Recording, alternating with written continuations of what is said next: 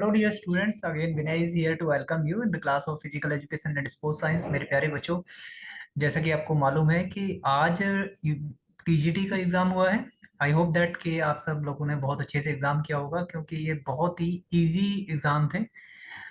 मुझे नहीं लगता कि पिछले 3-4 साल में कोई ऐसा एग्जाम हुआ है जो इससे इजी एग्जाम हो सकता था, राइट। चाहे वो पीजीटी के एग्जाम की बात करो, चाहे वो आप टीजीटी के एग्जाम की बात करो, कि दोनों के दोनों पेपर आपके बेहद इजी थे। ठीक है, चलो अब टाइम वेस्ट नहीं करेंगे, जल्दी से फटाफट चलते हैं और हम लोग सीधा पेपर देखेंगे और उसके सॉल्यूशंस के बारे में बात करेंगे। ठीक है, ओके, ऑलराइट। सो चलिए शुरू करते हैं फटाफट जल्दी से। अगर फर्स्ट क्वेश्चन की बात करो आप लोग, तो व्हाट इज शीतकारी। शीतकारी जो है वो क्या है। तो शीतकारी इसमें से ना तो वो यम नियम का पार्ट होता है, वो सीधा का सीधा क्या होता है, प्राणायामा होता है शीतकारी। ठीक है, चलिए आगे बढ़ेंगे और अगले क्वेश्चंस को इस तरह से देखते चलेंगे धीमे धीमे करके। ठीक है, the effect of massage on the body. अभी आप देखो, ये जब मसाज को आप अप्लाई करते हो, so directly you are applying it on the skin. तो स्किन पे ये काम करेगी तो बॉडी के सिस्टम्स पे भी काम करेगी, और बॉडी के सिस्टम्स पे काम करेगी तो ब्लड सर्कुलेशन सबसे बड़ा अहम रोल इसमें प्ले करता है। तो इसका all of the above answer आपका करेक्ट हो जाएगा मेरे प्यारे बच्चों। बढ़ेंगे नेक्स्ट क्वेश्चन की तरफ। Next question is trial and error theory is given by. तो ट्रायल एंड एरर थ्योरी ये तो सीधा फैक्चुअल क्वेश्चन है, किसने दिया था, ये आपकी ई एल थॉरेनडाइक ने दी थी। ठीक है, चलिए किसने दी थी, ई एल थॉरेनडाइक ने दी थी। चलते हैं अगला क्वेश्चन देखते हैं। ठीक है, how many byes are given to the 27 matches. Matches कितने, 27। तो इससे ऊपर जो फॉर्मूला बनेगा वो कितना बनेगा, 32 का माइनस कर दीजिए, कितने बचेंगे, 5। ठीक है, चलिए आगे बढ़े, नेक्स्ट क्वेश्चन करते हैं। The first modern Olympic games were held at. इससे ज्यादा इजी क्वेश्चन क्या होगा, एथेंस इसका सही आंसर है। ठीक है, चलिए इसमें इस जो पीडीएफ जो मेरे पास भेजी है ना, इसमें जो भी आंसर्स लगे हुए हैं, अगर सही आंसर लगा हुआ है तो हम उसको कट नहीं करेंगे, और जो आंसर अगर गलत लगा होगा तो हम उसको करेक्ट कर देंगे। ठीक है, इंदिरा गांधी फिजिकल एजुकेशन की जो कॉलेज है, DUPESS। ठीक है, तो वो कहाँ पे है, वो आपका दिल्ली में है। Indira Gandhi college of physical education and sports science located है, जो कहाँ पे है, और भी इसका स्पेसिफिकेशन देखो तो ये विकासपुरी में है, विकासपुरी, न्यू दिल्ली। ठीक है, चलिए आगे बढ़ते हैं और नेक्स्ट क्वेश्चन को देखते हैं। The most important factor in selecting sport equipments. सीधी सी बात है कि जब आप स्पोर्ट इक्विपमेंट तलाश रहे हो या खरीद रहे हो, तो सबसे पहले इंपॉर्टेंस ये है कि उसकी क्वालिटी अच्छी होनी चाहिए। ठीक है, चलिए then first step in treatment of sport injury. अब स्पोर्ट इंजरी कोई हुई है, माना कि कोई स्प्रेन टाइप की इंजरी हो गई या स्ट्रेन टाइप की इंजरी हुई, तो सबसे पहले आप क्या करते हो, आप आइसिंग करते हो। और आइसिंग किसका पार्ट है, ये क्रायोथेरेपी का पार्ट है मेरे प्यारे बच्चों। ना तो आप इलेक्ट्रोथेरेपी उस टाइम पे दोगे, ना थर्मोथेरेपी दोगे उसको, ना ही हाइड्रोथेरेपी, ये तो बाद के रिहेबिलिटेशन के काम है। ठीक है, तो आंसर क्या हो जाएगा आपका, क्रायोथेरेपी। आगे चलते हैं, नेक्स्ट देखेंगे पैथियन गेम्स आर रिलेटेड टू। ये जो मैंने गेम्स का जो हिस्ट्री कराई थी, उसमें ये पूरे के पूरे सारे क्वेश्चन किए हुए थे, तो इनमें कंफ्यूज होने की बिल्कुल जरूरत नहीं है। पैथियन गेम्स किसके थे, अर्ली एथेनियन पीरियड के, किसके, अर्ली एथेनियन पीरियड का पार्ट था। सिर्फ एथेनियन पीरियड दिया है यहाँ पे, तो ये आंसर आपका करेक्ट हो जाएगा। ठीक है, चलिए आगे चलते हैं। थॉमस कप, ये तो बहुत बार आ चुका है, यूपी टीजीटी में भी आया था, तो ये तो बैडमिंटन से रिलेटेड है। इसके काउंटर पार्ट जो है वो कौन सा है, उबर कप। ठीक है, चलिए आगे चलते हैं। वेट ऑफ डिस्कस पूछा था, सीधा सीधा 2 किलो का होता है, and it's 1 kg for the girls. Next question. The fracture without any bond is called. If there is no bond in the fracture, so it will be the simple fracture, और इसका दूसरा नाम क्या बोलते हैं, क्लोज फ्रैक्चर। ठीक है, अगर क्लोज पूछता है तो भी सिंपल फ्रैक्चर ही होगा, और बाकी अगर ये पूछता है तभी भी आपका सेम टू सेम आंसर रहेगा। चलिए ठीक है, नेक्स्ट देखेंगे। अर्जुन अवार्ड, ये तो 1961 में दिया था, तो बहुत ज्यादा टाइम इस पे हम करेंगे नहीं स्पेंड। अपूर्वी चंदेला काफी फेमस शूटर है, राइट। स्पोर्ट्स सोशोलॉजी की बात करो तो इसमें थोड़ा सा आप देख लीजिए, स्पोर्ट सोशोलॉजी और सोशलाइजिंग एजेंसी क्या हो सकती है। सोशलाइजिंग एजेंसी की जब भी बात करेंगे तो हम कोहेसन की बात करते हैं, तो टीम कोहेसन इसमें राइट आंसर हो जाएगा। फंक्शंस ऑफ बॉडी का कोई लेना देना ही नहीं है स्पोर्ट्स साइकोलॉजी से। मेंटल ट्रेनिंग कहीं हद तक रिलेट करती है, लेकिन वो टीम कोहेशन से ज्यादा रिलेट नहीं करती है। ठीक है, चलिए आगे चलें, नेक्स्ट क्वेश्चन देखेंगे, the injury of ligament. Ligament की इंजरी मैं कई बार आपको बता चुका हूँ कि लिगामेंट की इंजरी जो भी स्प्रेन से रिलेटेड, स्प्रेन जहां भी आएगा वो लिगामेंट से रिलेटेड इंजरी में काउंट किया जाएगा। ठीक है, चलिए आगे चलेंगे। गोल्डन पीरियड की बात करें, फिर से ये क्वेश्चन आ गया। गोल्डन पीरियड की अगर आप बात करोगे फिजिकल एजुकेशन में, तो वो कौन सा पीरियड था? Later Athenian period. Early Athenian, जो एथेनियन पीरियड था, Athenian period was divided into two parts. So first part था मेरे प्यारे बच्चों, उसको किसमें डिवाइड किया था? उसको हमने बोला था अर्ली एथेनियन पीरियड। ठीक है, और बाकी दूसरा पार्ट जो था उसको बोला था लेटर एथेनियन पीरियड, और इसी को हम लोग गोल्डन पीरियड भी बोलते हैं। ठीक है, चलो आगे चलें। Duration of माइक्रोसाइकिल। माइक्रोसाइकिल की पीरियड कितनी होती है? 3 to 7 डेज होती है वैसे, लेकिन 2 to 3 दिया है तो ये आंसर होगा नहीं, 5 to 10 डेज हो जाएगा। ठीक है, चलिए। अहिंसा किसका पार्ट है? ये हम लोगों ने जब पढ़ा था तब ये यम पढ़ा था हमने और नियम पढ़ा था। तो ये क्या होता है? ये आपकी बात करता है सोसाइटी की, कि सोसाइटी के साथ आप किस तरह से काम करेंगे। नियम सेल्फ, ठीक है, सेल्फ क्लीननेस, और ये सोसाइटी के साथ प्योरिटी। तो यम का पार्ट कौन सा था? हम लोग पढ़ते थे अहिंसा सत्य आस्ते, राइट? तो अहिंसा किसका पार्ट हो जाएगा? यम का पार्ट हो जाएगा। ठीक है, ये तो पुराना क्वेश्चन है, हर बार आ जाता है लगभग हर क्वेश्चन क्वेश्चन पेपर में, दूसरे तीसरे क्वेश्चन पेपर में आपको देखने को मिल जाता है, राइट? 6 ट्रैक इवेंट होते हैं इसमें और 4 फील्ड इवेंट होते हैं। ठीक है, स्थिरम सुखम आसनम, राइट? ये तो सीधा सीधा आसन का डेफिनेशन है संस्कृत में। तो 4 आंसर इसका करेक्ट हो जाएगा। अब हम लोग पैरालंपिक गेम की बात करें, तो Paralympic games earlier known as, इनको क्या बोला जाता था? इनको अगर पूरा नाम देखोगे तो इसमें इंटरनेशनल और जोड़ दो, तो इंटरनेशनल स्ट्रोक मैंडिबल गेम्स इनको बोला जाता था। बी आंसर आपका करेक्ट होगा इसमें, डिसेबल गेम नहीं बोला जाएगा इसको। ठीक है, चलिए आगे चलते हैं। स्टडी ऑफ बोन्स को क्या बोलते हैं? ऑस्टियोलॉजी। बी आंसर करेक्ट है इसका। चलिए आगे चलते हैं। अग्निसार क्रिया इज आल्सो कॉल्ड, अग्निसार क्रिया को वह निसार क्रिया धोती भी बोलते हैं। ठीक है, इसका दूसरा नाम है। Which is the common objective of education, objective of education and physical education. देखिए इसमें थोड़ा सा आपको देखना पड़ेगा, राइट? कॉमन ऑब्जेक्टिव किस किस की बात कर रहा है? एक तो कॉमन ऑब्जेक्ट की बात कर रहा है, एक तो एजुकेशन की, राइट? दूसरा फिजिकल एजुकेशन की।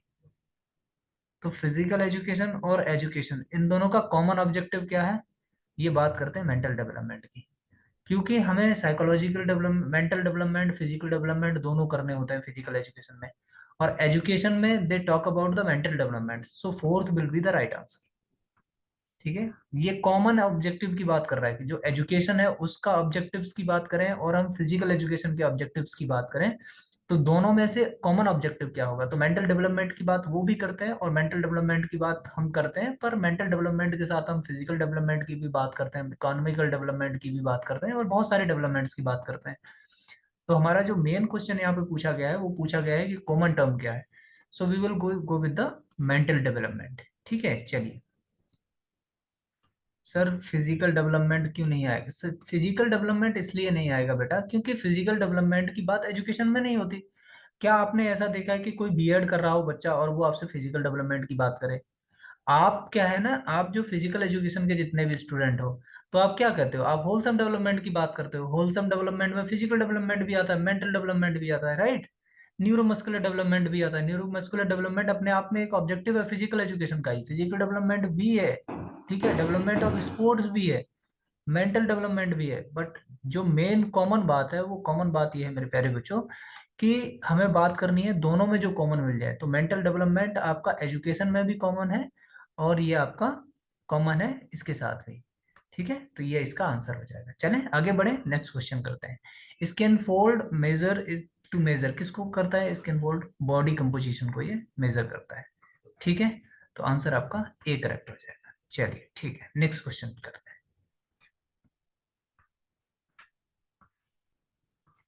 चलिए, which among is not related to the principles of sport training. तो स्पोर्ट ट्रेनिंग के प्रिंसिपल्स को देखो आप, प्रोग्रेशन ऑफ लोड होता है, साइक्लिसिटी ऑफ ट्रेनिंग होता है, कंटिन्यूटी ऑफ एक्सरसाइज को भी बोला जाता है, राइट? वो तो कंटिन्यूटी इसका हो ही गया, तो सीधी सी ये सही आंसर लगाया हुआ है। इकोनॉमिक मूवमेंट जो है वो प्रिंसिपल नहीं होगा, इकोनॉमिक मूवमेंट जो वो कंसिडरेबल होता है but it's not a direct principle, right? Shri Hanuman Vyayam Prasarak मंडल कहाँ पे सिचुएटेड है? अमरावती में। ठीक है। In the school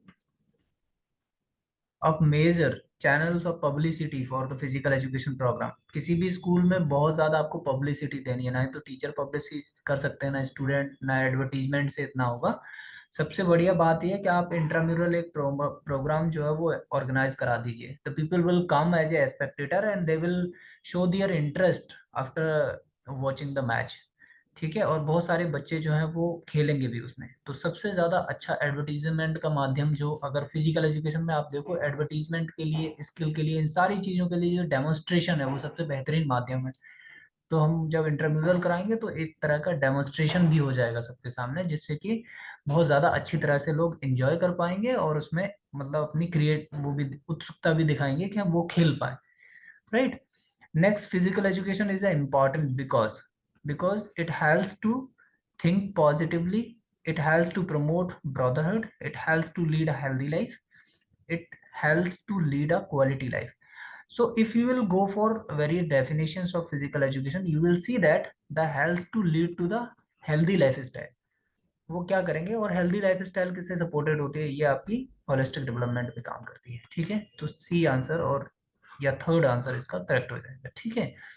now we will move on to the chronological age. Chronological age basically हमने पहले भी बात करी है कि जिस दिन से आप पैदा होते हो वहां से एज जो है ईयर, मंथ और डेज में जो काउंट होती है वही आपकी क्रोनोलॉजिकल एज होती है। कल जो क्वेश्चन आया था उसमें भी जो IQ का क्वेश्चन है उसी में भी तो ऐसे ही करते हैं हम लोग, MA/CA यही तो करते थे हम लोग, मल्टीप्लाइड बाई 100। राइट, यही तो निकालना था कल भी, और कल उसमें 80 आंसर हो गया था। राइट। तो ये क्या है? वही वाली एज है जो हम लोग अपनी एक्चुअल में डेट ऑफ बर्थ में काउंट करते हैं, DOB में काउंट करते हैं। ठीक है, DDMM/Y। चलिए आगे चलें। In case of sprain the best immediate treatment क्या होगा? बेस्ट इमीडिएट ट्रीटमेंट यही होगा मेरे प्यारे बच्चों। वहां क्रायोथेरेपी पिछले क्वेश्चन में पूछा था आपसे, इसमें आपने घुमा के थोड़ा सा पूछ रहा है कि वो पूछ रहा है आइस थेरेपी इसमें आप दोगे। ठीक है। चलिए आगे चलें।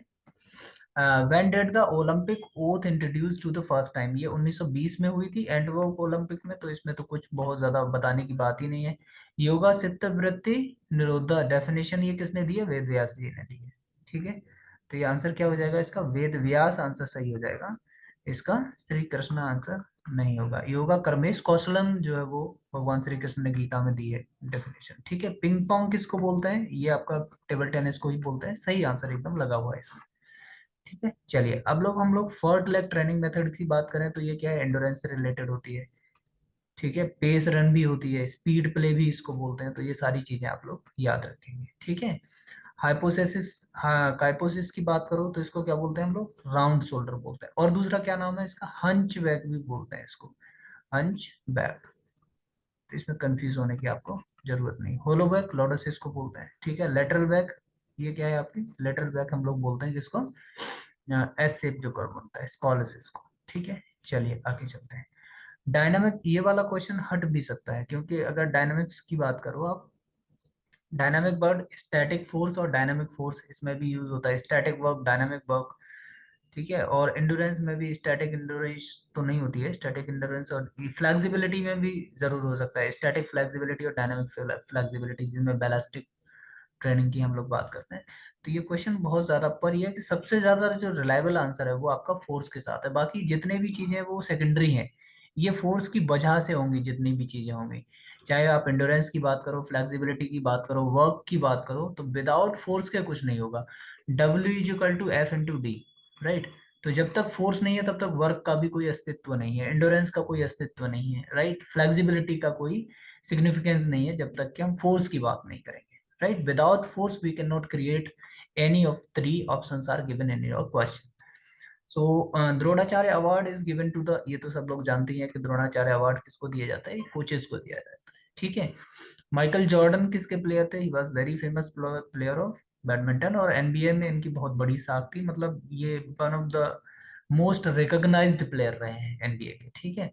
The most effective methods of teaching physical education, skill अगर आप किसी को सिखा रहे हो तो डेमोस्ट्रेशन से बेहतरीन फिजिकल एजुकेशन में कोई भी टेक्निक हो नहीं सकती है, बिकॉज डेमोस्ट्रेशन से हम लोग बाई पार्ट मेथड में दिखाएं, अगर यहाँ बाई पार्ट मेथड और बाई होल मेथड होता तो बाई पार्ट मेथड के थ्रू हम लोग जाते, क्योंकि बाई पार्ट मेथड में हम लोग पहले क्या करते हैं, उसको जो एंटायर स्किल है we break down the entire skill into the small parts, then finally we conclude or finally we inculcate all the small segments for the execution of whole method, right?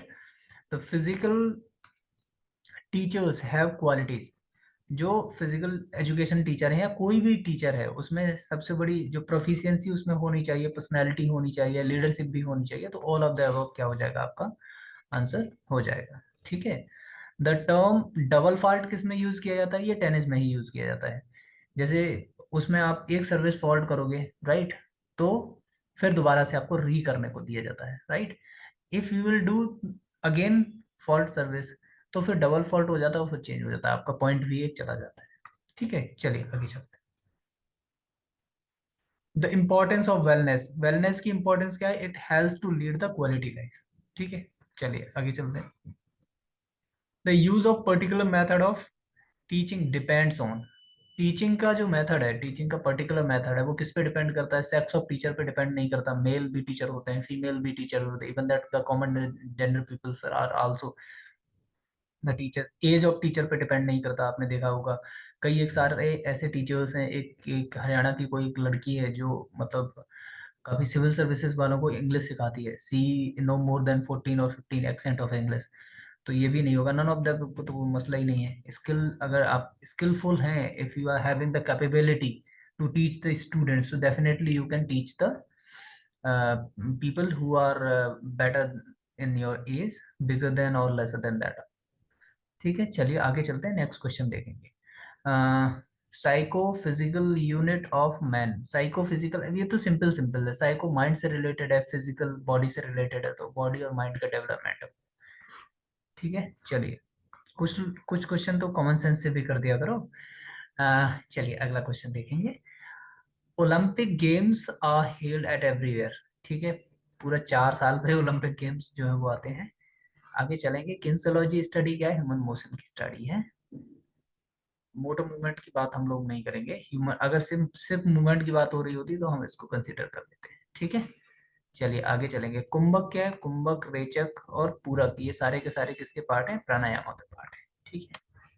अखाड़ा किस में use किया जाता है, wrestling में, कुश्ती उस्ती के अखाड़े, ये तो फिजिकल एजुकेशन वाले तो सबको मालूम ही है। आइसोटोनिक की बात करो, आप लोग आइसोटोनिक की बात करो या आइसोकाइनेटिक की बात करो, या फिर आप बात करो आइसोमेट्रिक की, ये मोस्टली इस टाइप की जितनी भी ये 3 टाइप की एक्सरसाइज हैं, उनका जो डायरेक्शन रहता है वो रहता है आपका स्ट्रेंथ, तो स्ट्रेंथ इसका मेन आंसर सही हो जाएगा आपका। ठीक है, बस फर्क ये रहता है कि जो आइसोटोनिक है वहाँ लेंथ चेंज होगी आपकी, राइट, मसल की। if you will go for the isometric exercise, in isometric exercise what will happen, the length of muscle will not change, right? Otherwise the isokinetic exercise or isometric exercise, they will intended to work on to enhance the strength of an athlete। ठीक है, चलें आगे बढ़ें, next question करेंगे। Which law of learning is known as the law of use and disuse, use and disuse का law किसको बोला जाता है, ये लॉ ऑफ एक्सरसाइज को बोला जाता है। आप एक्सरसाइज नहीं करेंगे तो जो आपने सीखा है वो धीमे धीमे आप भूलते चले जाएंगे। ठीक है। The method of speed development, speed development, acceleration run, pace run, acceleration run, none of the above. तो एक्सिलरेशन रन को ही हम लोग पेस रन भी बोलते हैं कभी कभी, ठीक है ना। पेस रन, फर्टलैग ट्रेनिंग मेथड को भी हम लोग इसी तरह से यूज करते हैं, तो पेस रन और acceleration run, acceleration confirm answer है तो पेस रन इसमें जुड़ जाएगा। अब बेसिकली अगर ये देखा जाए, प्योर आंसर अगर आप देखें तो ए आंसर करेक्ट होना चाहिए इसमें, लेकिन एक्सेलरेशन के साथ पेस रन जो है वो भी स्पीड में यूज करा जाता है एंडोरेंस के साथ में। ठीक है, तो इसका आंसर जो है प्रोबेबली आंसर जो है इसका थर्ड होना चाहिए, बट प्योरली आंसर इसका क्या है, फर्स्ट आंसर है। तो अब देखेंगे कि जो आंसर की आएगी वो उसमें किसको ये लोग वरीयता देते हैं, राइट। द बैक स्ट्रोक किस में यूज किया जाता है, स्विमिंग में, कोई दिक्कत ही नहीं है इसमें तो। इक्विलिब्रियम डिपेंड्स ऑन, इक्विलिब्रियम आपका डिपेंड करता है कि जितना वाइडर बेस होगा किसी भी ऑब्जेक्ट का, उतनी ही ज्यादा वो स्टेबल होगी। इसी वजह से आप देखो बड़ी बड़ी बिल्डिंग अगर होती हैं तो उनके बेस को और ज्यादा बड़ा बनाया जाता है। जैसे ऐसा नहीं होगा, एक बिल्डिंग बहुत ज्यादा ऊपर जाके अगर पतली हो रही है फिर भी उसके बेस को क्या करते हैं हम लोग, बड़ा बनाते हैं, जैसे कि उसकी स्टेबिलिटी बढ़ जाए, उसकी इक्विलिब्रियम जो है वो बना रहे, इसकी वजह से उसमें टम्बलिंग ना हो। ठीक है। देन उसके बाद संतोष ट्रॉफी की अगर आप बात करो, Santosh trophy is related to football. ठीक है।